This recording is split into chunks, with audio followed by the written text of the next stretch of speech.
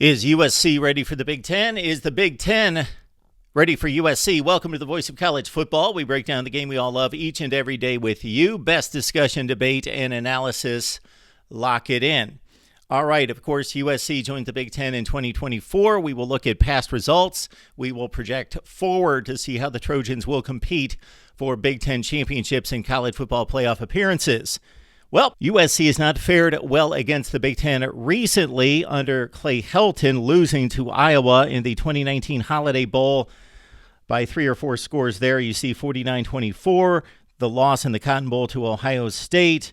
They did defeat Penn State, of course, in an epic Rose Bowl game, 52-49 on a last-second field goal. Games against Wisconsin and Nebraska in bowl games in 2015 and 14. All of that under Clay Helton. But earlier, we see, of course, the Pete Carroll era was much different as USC dominated not just the Pac-12, not just the nation in certain respects, but also the best in the Big Ten.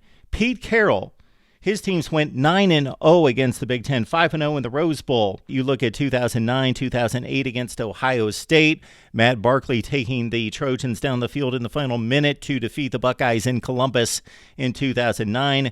The year before, they smacked around a top 5 Ohio State team, 35-3, and the Rose Bowl against Penn State, a really good Penn State team, not as close as the final score would indicate, 38-24. It was 31-7 in the fourth quarter.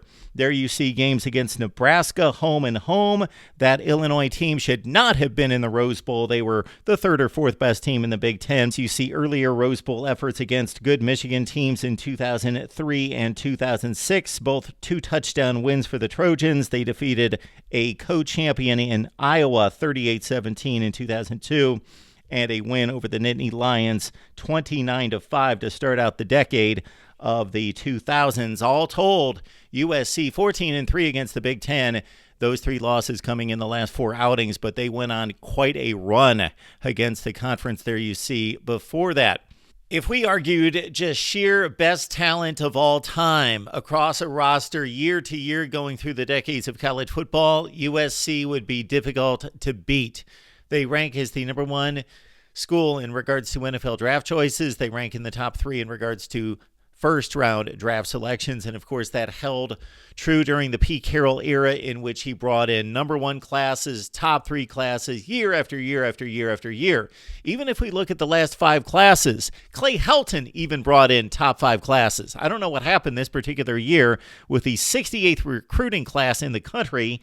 Lincoln Riley's 2 classes, the one that he closed out when he came in from Oklahoma at number 6 in the nation, and then this past recruiting class ranked to number 8 by 247 Sports. All told, going forward, you would think that USC can hold its great position as a recruiting giant. In addition to that, with the Lincoln Riley offense and with the Big Ten brand, you would think that USC could even get somewhere close to what Pete Carroll was able to do in USC's heyday of 10 to 15 to 20 years ago. Over the past decade, USC has been a fine football program by most standards, by other teams' standards, but not by the standards built by the likes of John McKay, John Robinson, and of course, most recently, Pete Carroll.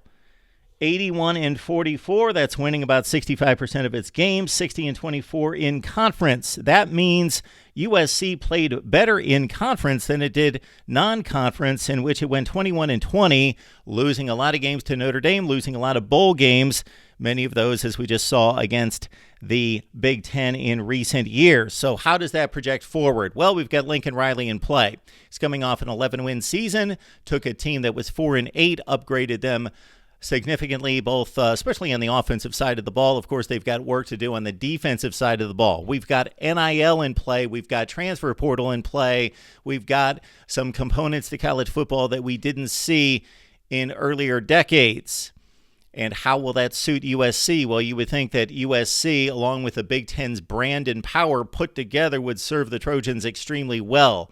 Let's project it. 88-32. So here we are for the next 10 years, 120 games at 12 games per clip. That's 120 games, 88-32. So I expect USC to, of course, have some challenges in the Big Ten, most notably those coming from Ann Arbor, Columbus, and Happy Valley. but 65-25 in the Big Ten, so I expect them to play better non-conference than they have over the last 10 years. They will win the non-conference games. They will win their postseason appearances. They will, of course, in a 12-team expanded playoff, reach the playoffs more often. You would expect in the next 10 seasons a 12-team playoff, the way Lincoln Riley's got things appointed in terms of a trajectory, that USC would make the playoffs 5, 6, 8, 9 times, something in that range. This could be the number one program in the Big Ten. Ohio State and Michigan fans may take exception to that. But if they find themselves another Pete Carroll, and maybe they've got one on their hands in Lincoln Riley, this could be the number one brand in the Big Ten and the team to take down for the next decade. The way things stand right now, they're behind Ohio State. They're behind Michigan. They're probably right there with Penn State, somewhere in that range. I would even rank the Nittany Lions as a better roster and football team right now. There's work to do with USC, but they are well on their way to being a major, major player in the Big Ten, if not the force in the Big Ten over the next 10 years. Leave your comments down below right here at the Voice of College Football, and we will see you soon.